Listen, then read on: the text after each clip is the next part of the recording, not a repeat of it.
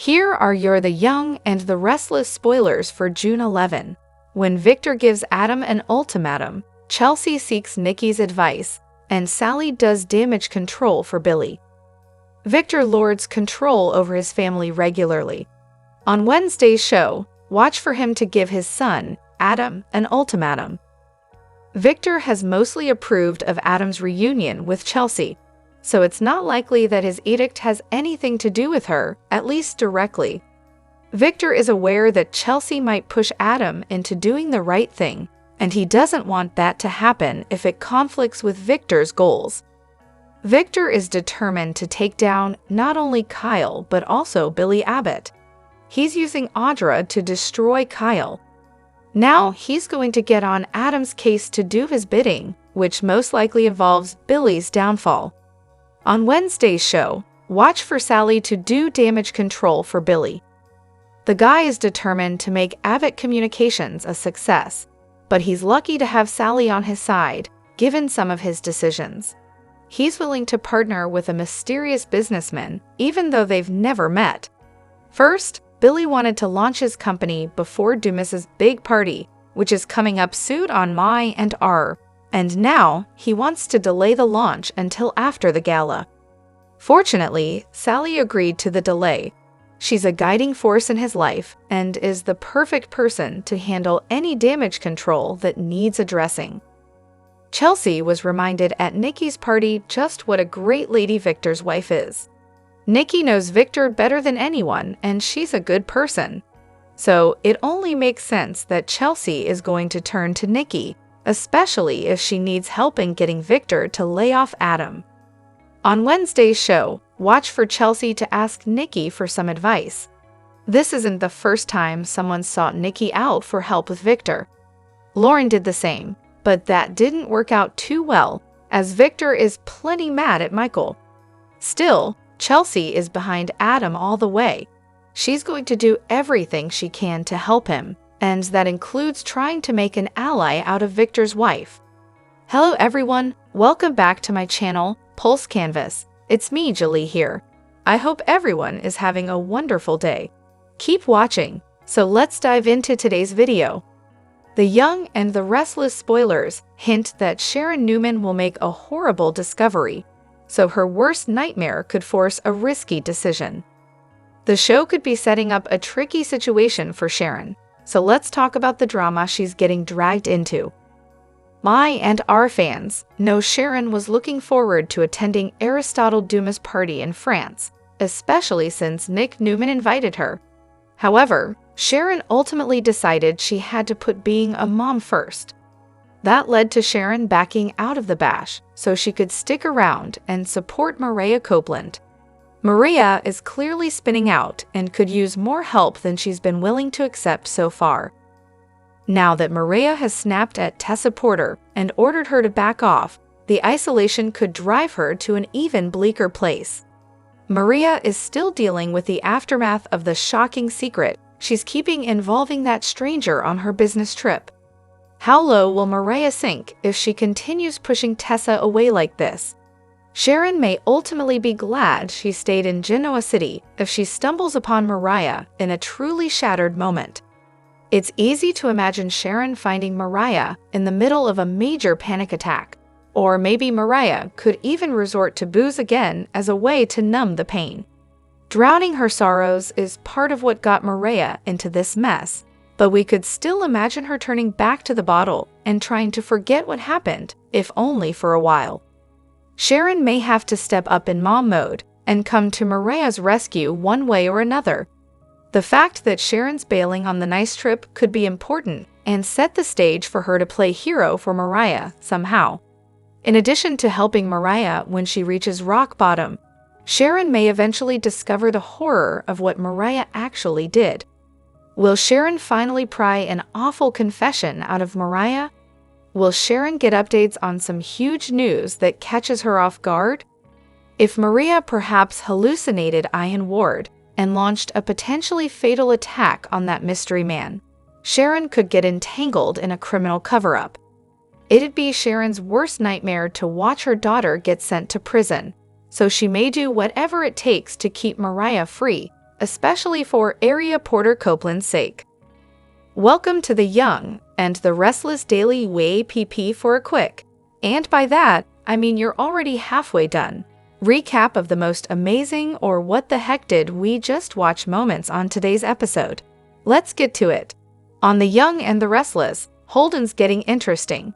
He began as the kinder, softer version of Damien, and slowly the layers have been stripping off. We found out that Holden has much more to him than just being Damien's right-hand man.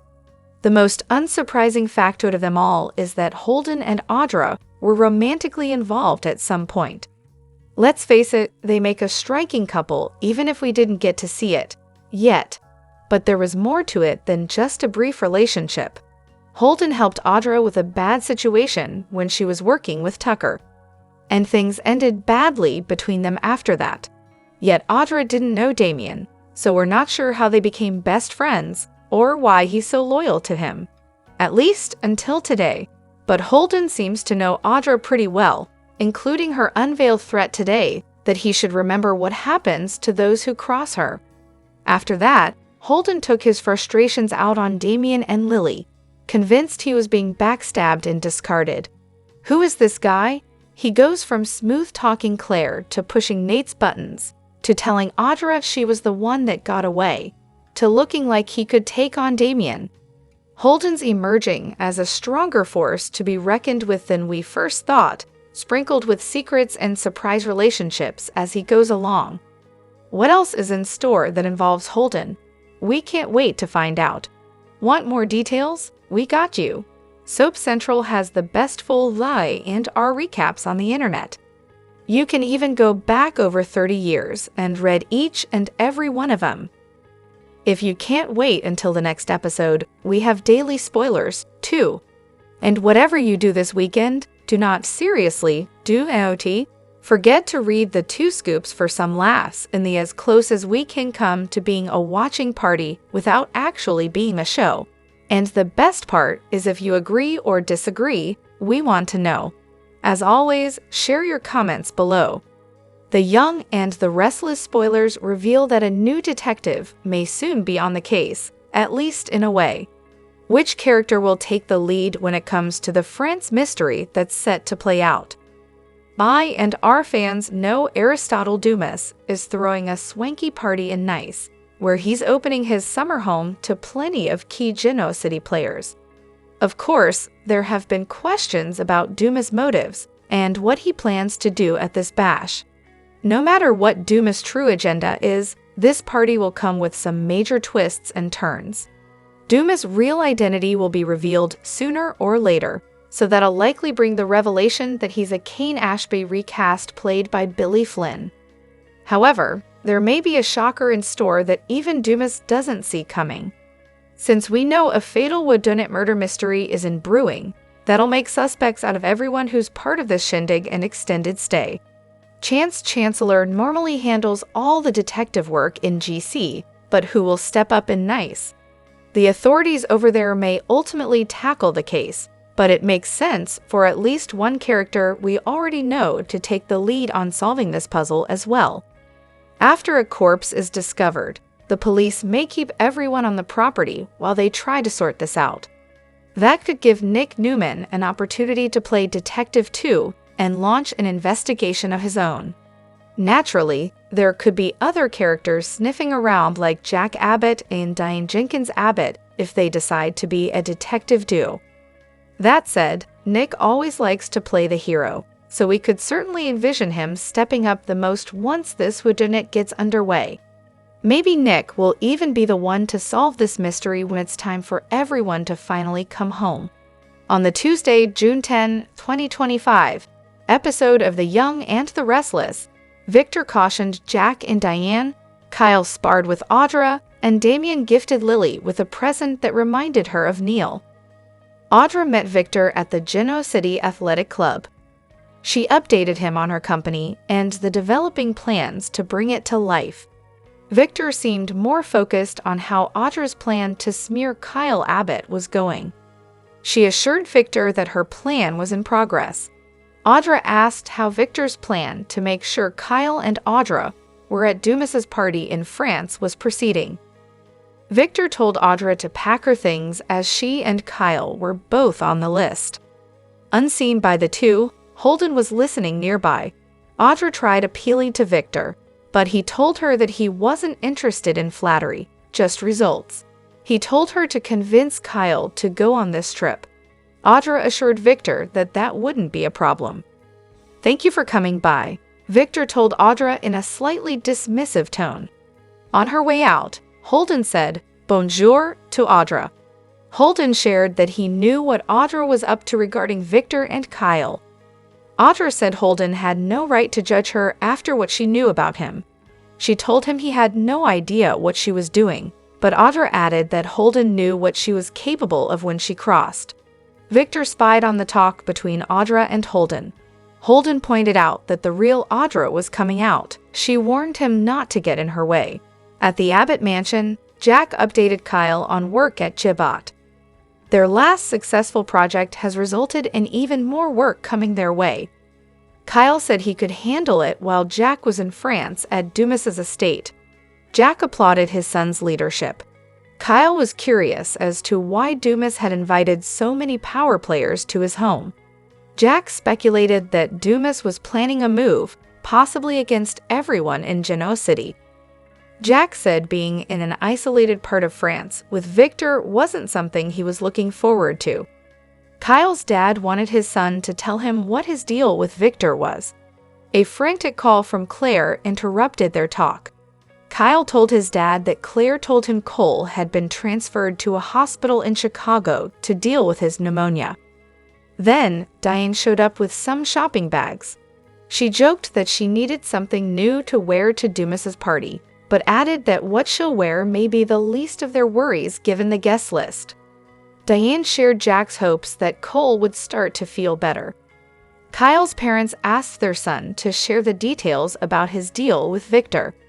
He said he would tell them, but not now. Kyle wanted Claire to learn about the contract first. Diane pointed out that Victor might use Cole's illness to his advantage. She wouldn't put it past Victor to use Cole to separate Kyle and Claire. "That's cold," Kyle said. Diane responded, "That's Victor." Diane reminded Kyle that Victor had taken him away from them once. She didn't want that to happen again. Kyle said that wouldn't happen. He kissed his mom and said goodbye. After he left, Diane said she wanted to share her purchases with Jack. He noted that he might want to be surprised by what she wore.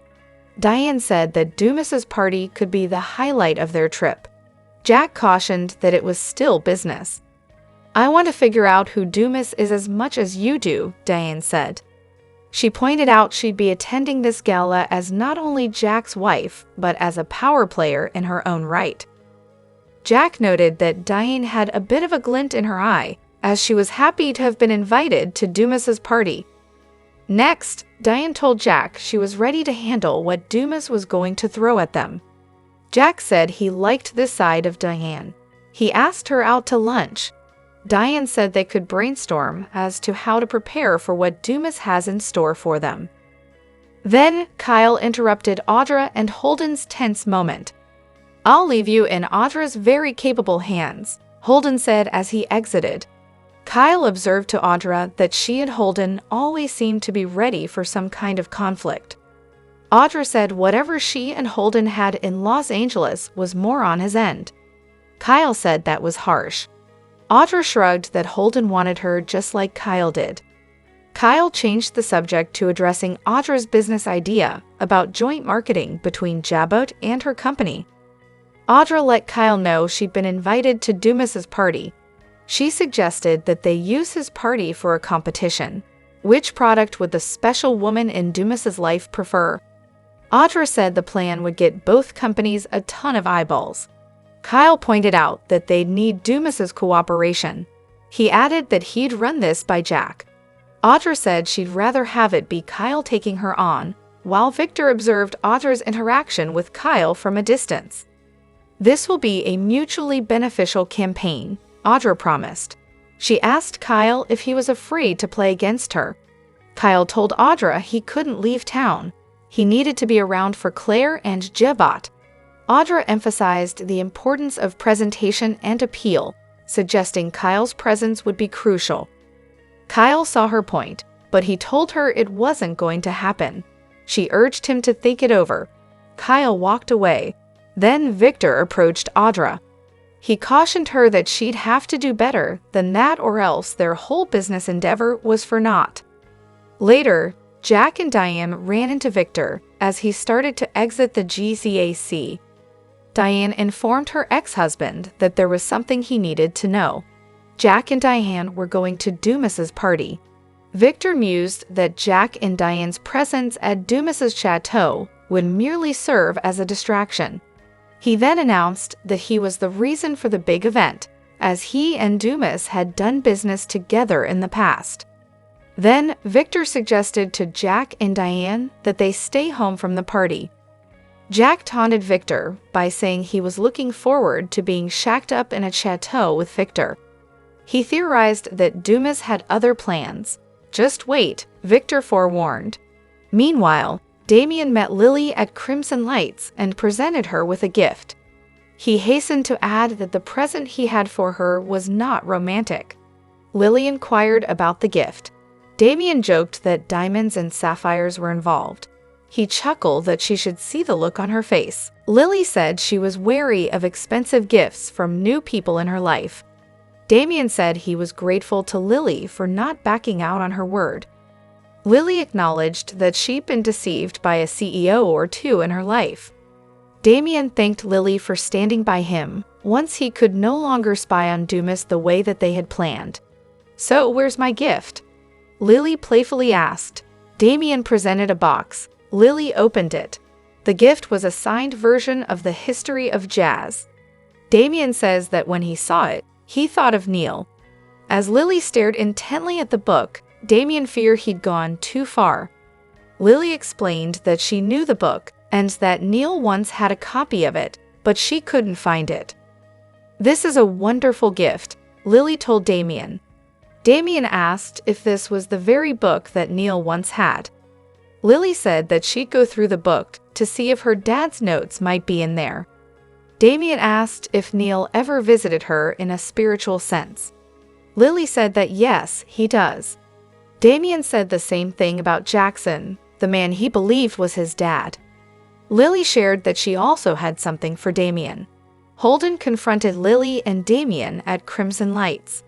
He angrily recapped coming to town and pretending to be Damien. Holden told Damien he was glad he found his mom and new relatives, but he didn't expect to be left out in the cold. "Have a nice life, Damien," Holden said as he walked away.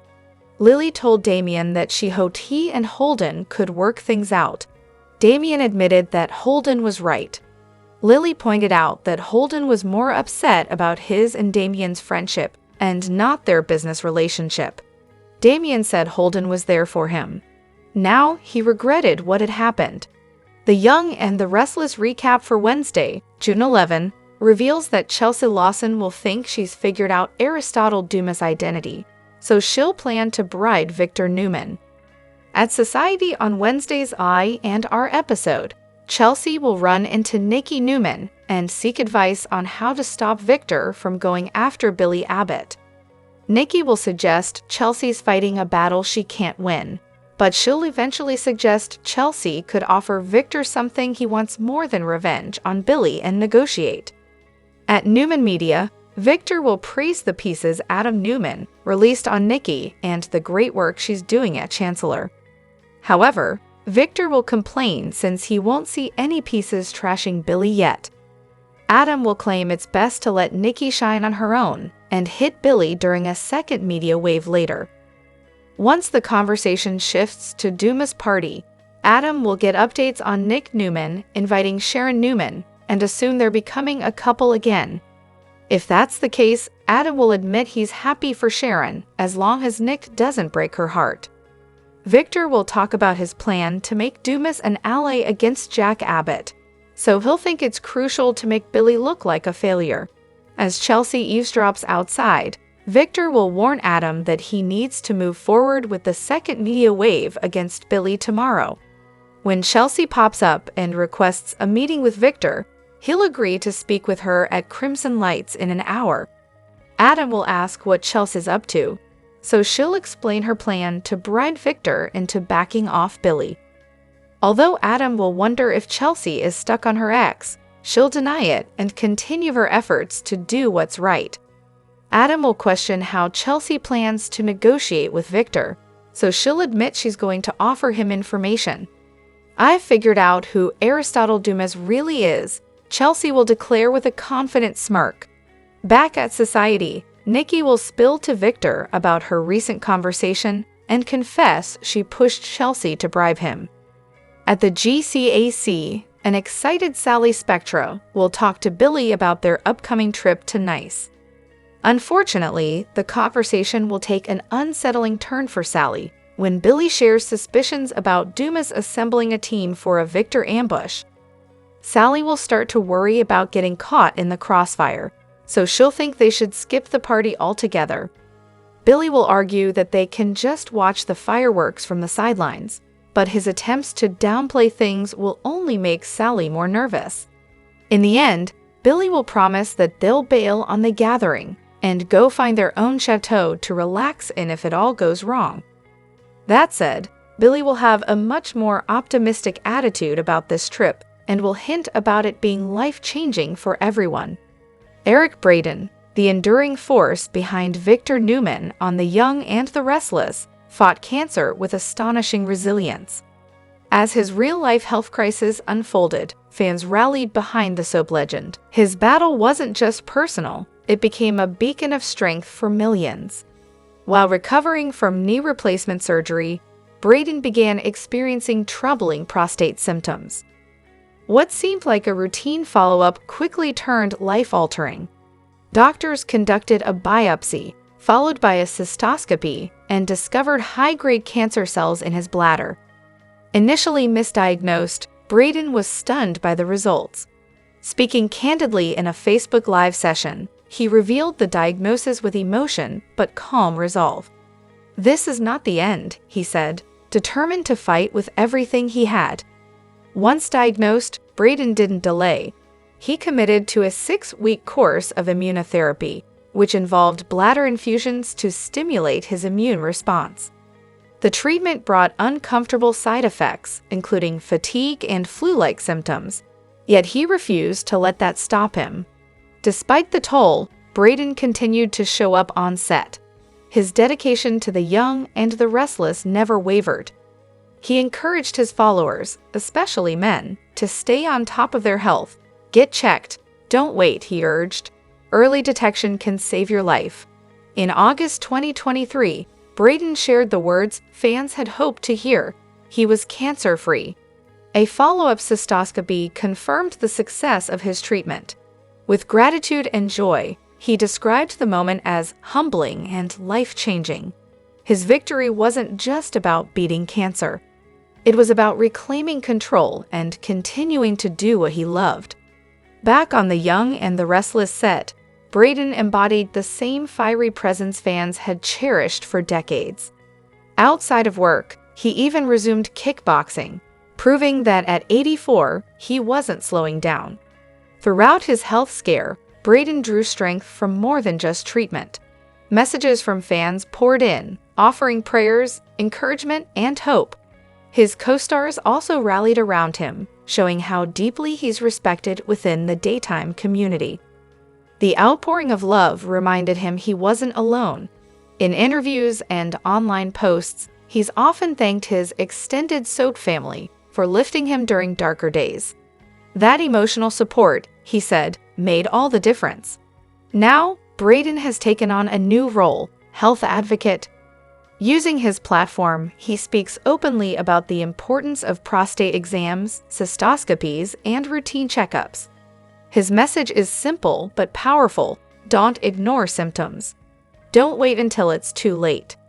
He hopes his survival story will help others catch illness early, fight harder, and feel less afraid. Eric Braden's journey proves that the courage seen on The Young and the Restless extends far beyond fiction.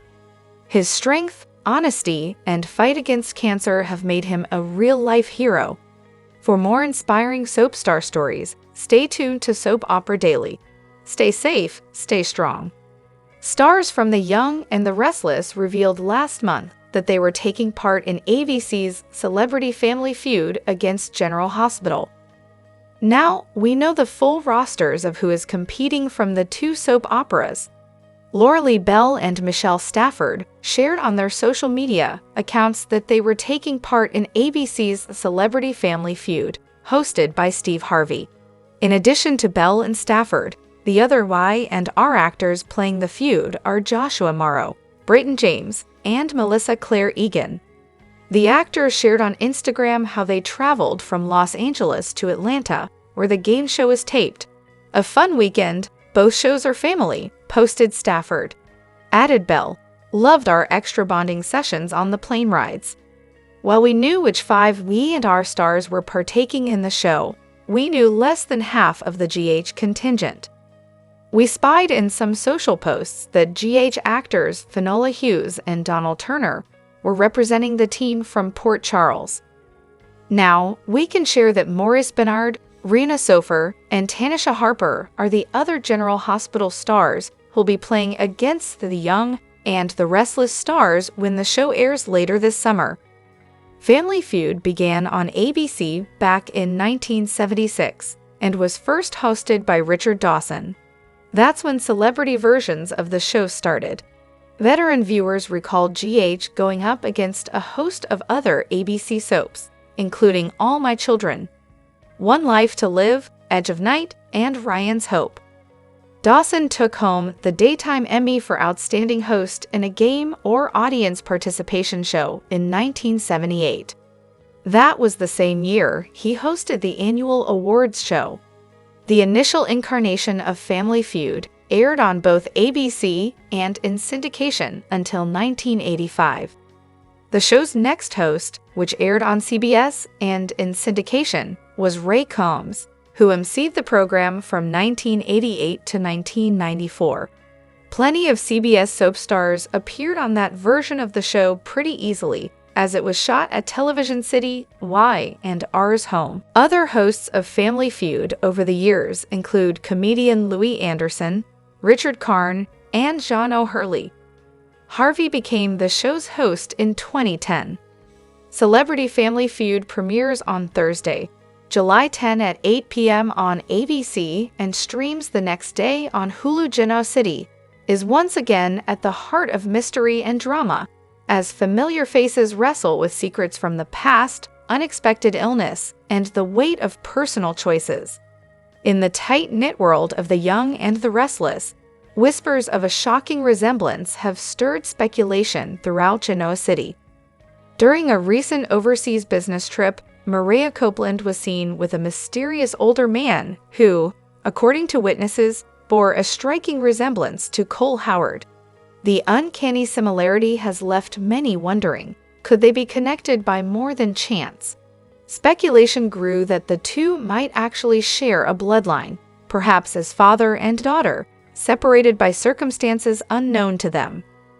While no official confirmation has surfaced, the rumor has added fuel to an already complicated web of emotional and personal turmoil. Maria's return to Genoa City has been anything but serene. Haunted by the memory of her night abroad with the mysterious man, she's grappling with guilt, confusion, and fear. Her trip, marked by a brief escape from her usual boundaries, left her questioning everything, from her values to her identity. More troubling than her emotional state is the lingering thought that the man she met might be Cole Howard himself, or someone deeply linked to him. As déjà vu and deep emotional unease continue to gnaw at her, Maria begins to wonder whether her night abroad carried consequences far greater than she imagined. While Maria faces emotional turmoil, Cole Howard battles a growing medical crisis. Initially dismissing symptoms of a cold picked up during travel, Cole's condition rapidly deteriorated into a high fever and severe respiratory distress. His stubborn refusal to seek medical help led to a dramatic collapse, eventually landing him in the hospital. Victor Newman, never one to ignore an opportunity or a crisis, stepped in with his usual precision. He urged Cole to undergo testing, which revealed the illness was far more serious than expected, potentially life-threatening if untreated. Doctors quickly implemented an aggressive treatment plan as Cole's health teetered on the brink. As Cole lay weak and vulnerable, his usual armor of pride began to crack. For a man who had always tried to control his destiny, the betrayal of his own body became an unexpected, humbling experience. In the background, Victor Newman watches it all unfold. Always the strategist, he's kept a close eye on both Mariah and Cole, recognizing their emotional instability as a lever for potential influence. Victor's involvement in Cole's medical care may appear compassionate, but his long history suggests deeper motives. Victor has a knack for turning personal misfortunes into strategic gains. With Cole hospitalized and Mariah emotionally frayed, he seems poised to exploit their vulnerability for his own ends. To Victor, every personal drama is a chessboard, and he intends to stay several moves ahead. Beneath all the speculation lies a deeper truth, one rooted in Genoa City's past. Years ago, Eve Howard, Cole's mother, had an affair with Victor Newman, a liaison shrouded in secrecy. At the same time, she was briefly involved with another man, Marvin Oakley, a mysterious figure who made her feel seen in ways Victor never could. When Eve became pregnant, she made a difficult decision. Though she knew who the father truly was, she chose to distance herself from Marvin and raise Cole in Victor's orbit. The truth of Cole's parentage remained hidden until now. As questions swirl around Cole and Mariah's connection, the veil over Cole's origins begins to lift. If the rumors are true, and the man Mariah met abroad is somehow connected to Cole, it could unravel a long-buried secret that would change everything they thought they knew about their families and themselves. As Cole fights for his life in a hospital bed, and Mariah searches for answers about her mysterious companion, Genoa City braces for impact. What began as whispers of resemblance has evolved into a full-blown emotional storm, one that could upend lives, rewrite histories, and challenge the very foundations of identity. Victor Newman, ever the orchestrator, may hold more pieces of the puzzle than he lets on. But even he may not be prepared for the fallout if the truth comes to light. In Genoa City, no secret stays buried forever. And for Mariah and Cole, the next chapter may not just be about healing, but about discovering who they truly are. In the bustling heart of Genoa City, a storm of secrets and strategic maneuvers is brewing, captivating residents and shaking the foundations of the powerful Newman family. At the center of this whirlwind is Chelsea Lawson, a sharp and determined woman unraveling a web of deception orchestrated by the enigmatic Aristotle Dumis. As tensions rise and alliances shift, the city braces for a series of dramatic events that could redefine its power structure. This unfolding saga, filled with mind games and high stakes, promises to keep everyone on edge. Chelsea Lawson's journey begins with a startling revelation. She believes she has uncovered the true identity of Aristotle Dumis, a shadowy figure plotting to destabilize Newman Enterprises, the cornerstone of the Newman family's empire. Dumis's schemes are not just about corporate control. They extend to personal vendettas and intricate power plays that threaten to ensnare key figures like Adam Newman, a former heir to the Newman legacy now standing at a critical crossroads. With her keen intuition, Chelsea senses the danger looming over Adam, whom she warns to tread carefully. Dumis's ambitions go beyond targeting Victor Newman, the family patriarch. They pose a direct threat to Adam, whose loyalty to the Newman family is tested. Chelsea's efforts to protect those she cares about lead her to seek counsel from Nikki Newman, a seasoned player in Genoa City's power games. Their strategic dialogue reveals Nikki's wisdom and her suggestion that negotiation, rather than confrontation, might be Chelsea's best defense against Dumis's traps. Meanwhile, suspicions arise about Billy Abbott, a potential ally or adversary in this complex drama. Chelsea questions whether Billy is secretly working with Dumis to undermine Victor, fueled by past grievances. This uncertainty adds another layer of intrigue as Chelsea navigates her role as both protector and investigator, determined to uncover the truth without becoming a pawn in Dumis's schemes. At Newman Media, Victor Newman remains a formidable force, praising Adam for his articles that bolster Nikki's public image and strengthen the family's reputation.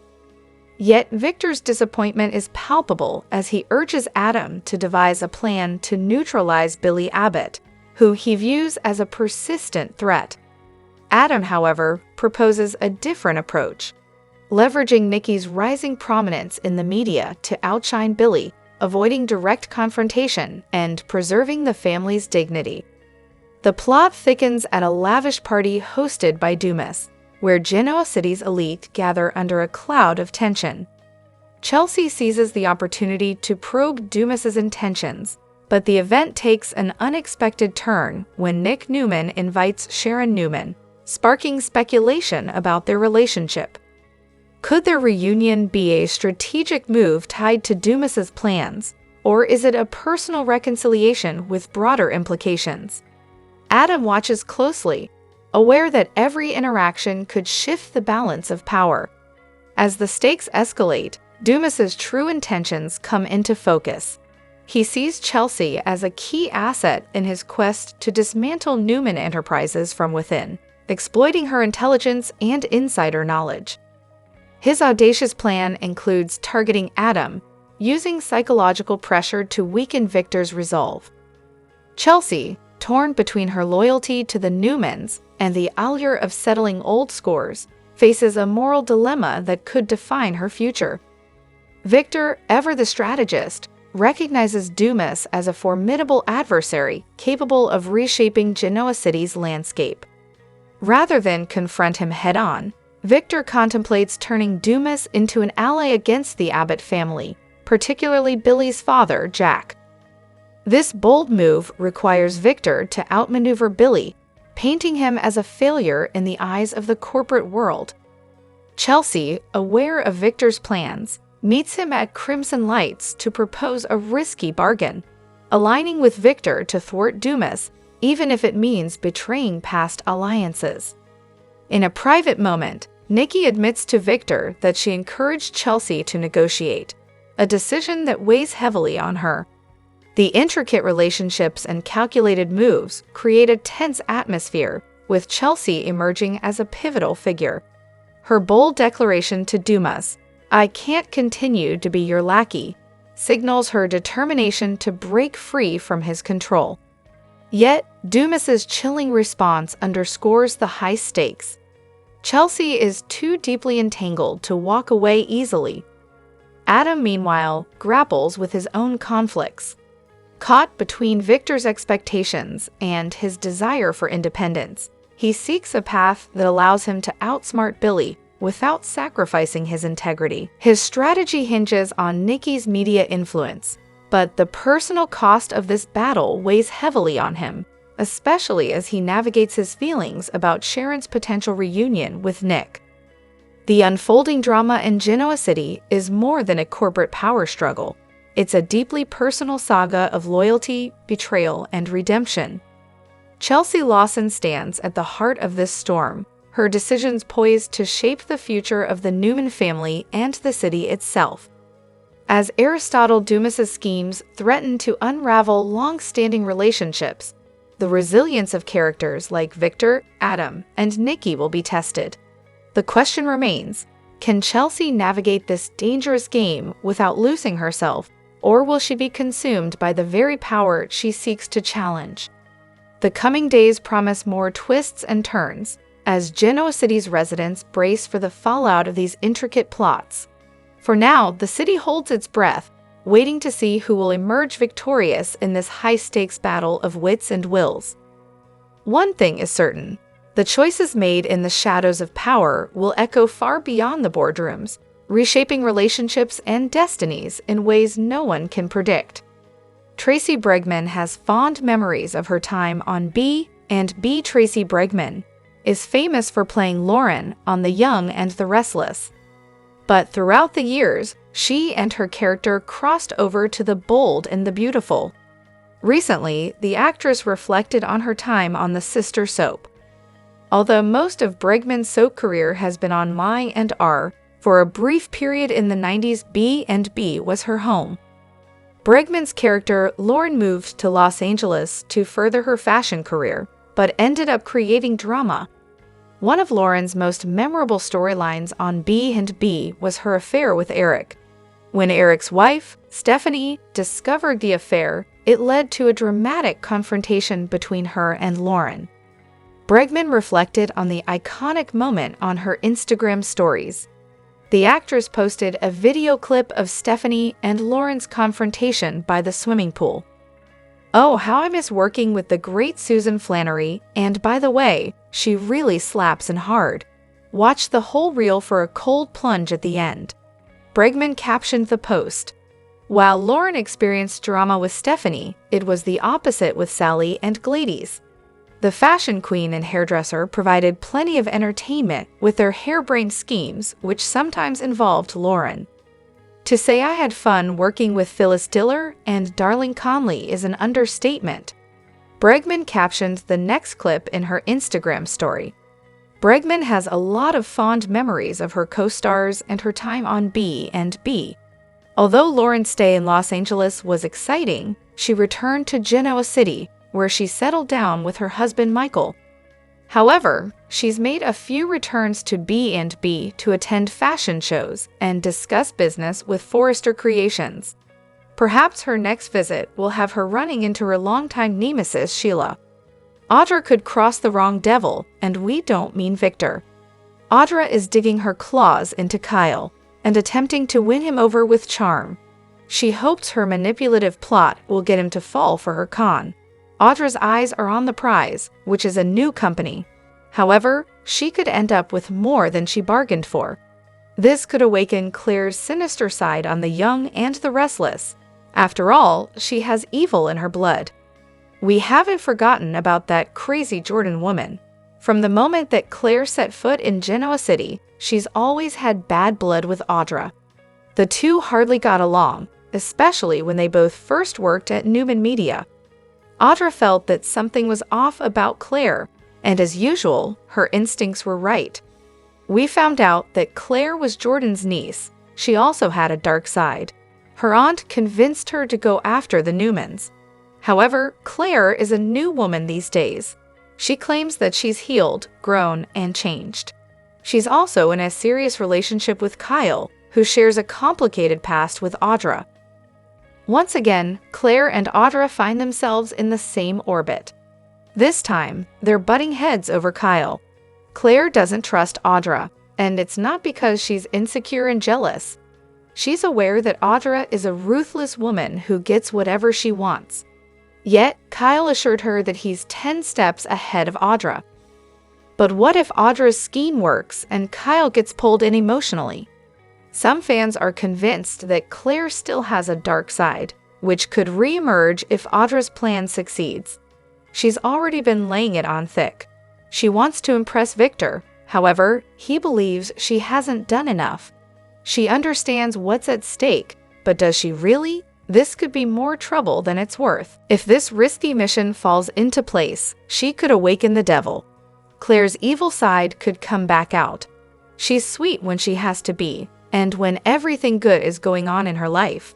But when the chips fall, she could find herself plotting to get rid of Audra, which could have deadly results. Audra is a ruthless woman, yet Claire isn't totally innocent. She was once convinced to poison the Newmans. She has some secrets up her sleeve. Who will win this fight? Will it be Audra or Claire? We're interested in seeing how their paths will cross once Audra gets what she wants.